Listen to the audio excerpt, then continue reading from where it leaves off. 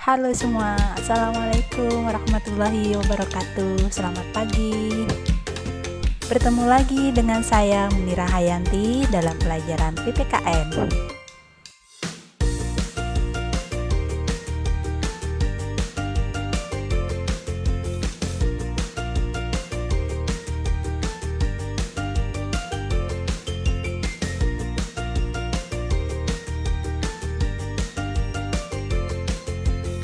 Ternyata yang menyebabkan terjadinya pelanggaran hak asasi manusia itu terjadi karena faktor internal dan faktor eksternal.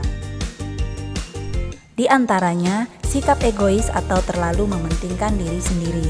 Nah, sikap ini menyebabkan seseorang untuk selalu menuntut haknya, sementara kewajibannya sering diabaikan.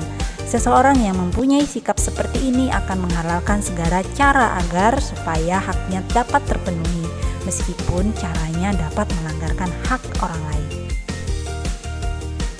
Selanjutnya, rendahnya kesadaran hak asasi manusia. Hal ini akan menyebabkan pelaku pelanggaran hak asasi manusia berbuat seenaknya. Pelaku tidak mau tahu bahwa orang lain pun mempunyai hak asasi yang harus dihormati. Sikap tidak mau tahu ini berakibat muncul perilaku atau tindakan penyimpangan terhadap hak asasi manusia. Yang terakhir, sikap tidak toleran. Sikap ini akan menyebabkan munculnya saling tidak menghargai dan tidak menghormati atas kedudukan atau keberadaan orang lain. Sikap ini pada akhirnya akan mendorong orang untuk melakukan diskriminasi kepada orang lain. Faktor terjadinya pelanggaran hak asasi manusia disebabkan oleh faktor eksternal, yaitu faktor-faktor di luar diri manusia yang mendorong seseorang atau sekelompok orang melakukan tindakan pelanggaran hak asasi manusia.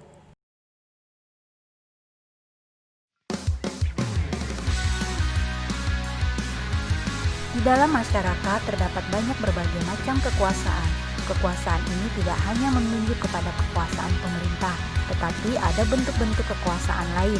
Salah satunya adalah kekuasaan di dalam perusahaan.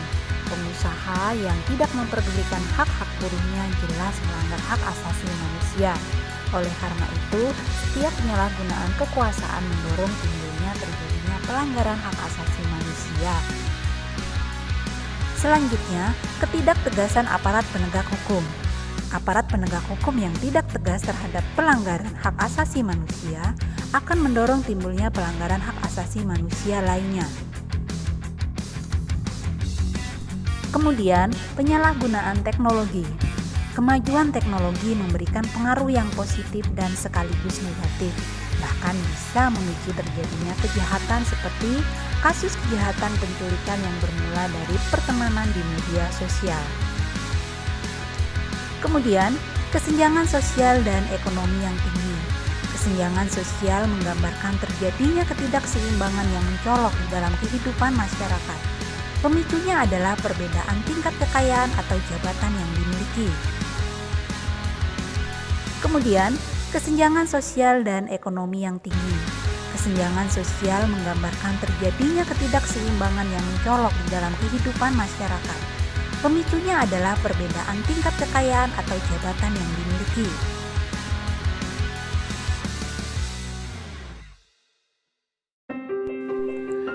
Berikut ini ada beberapa contoh kasus pelanggaran hak asasi manusia di Indonesia. Seperti kasus kerusuhan Tanjung Priuk yang terjadi pada tanggal 12 September 1984. Dalam kasus ini, 24 orang tewas, 36 orang luka berat, dan 19 orang luka ringan. Keputusan majelis hakim terhadap kasus ini menetapkan 14 terdakwa seluruhnya dinyatakan bebas. Kemudian kasus penyerbuan kantor Partai Demokrasi Indonesia pada tanggal 27 Juli 1996.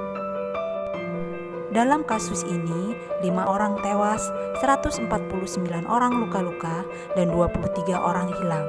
Keputusan majelis hakim terhadap kasus ini menetapkan 4 orang terdakwa dinyatakan bebas dan 1 orang terdakwa divonis 2 bulan penjara. Berikutnya penculikan aktivis pada tahun 1997 dan 1998. Dalam kasus ini, ada 23 orang dinyatakan hilang, 9 orang diantaranya telah dibebaskan, dan 13 orang belum ditemukan sampai saat ini.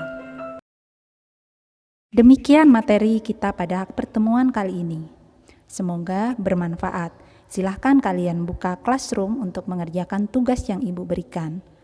Oke, jangan lupa komen nama, kelas, like, and subscribe channel ini. Terima kasih.